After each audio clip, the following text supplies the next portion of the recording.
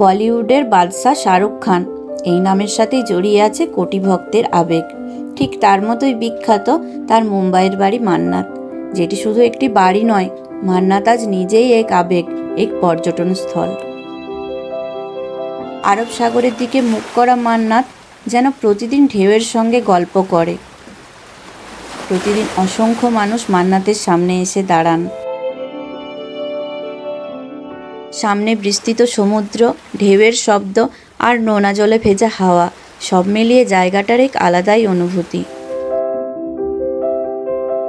মান্নাত আসলে শাহরুখ খানের যাত্রাপথের প্রতিচ্ছবি। দিল্লি থেকে মুম্বাই, শূন্য থেকে শিখর।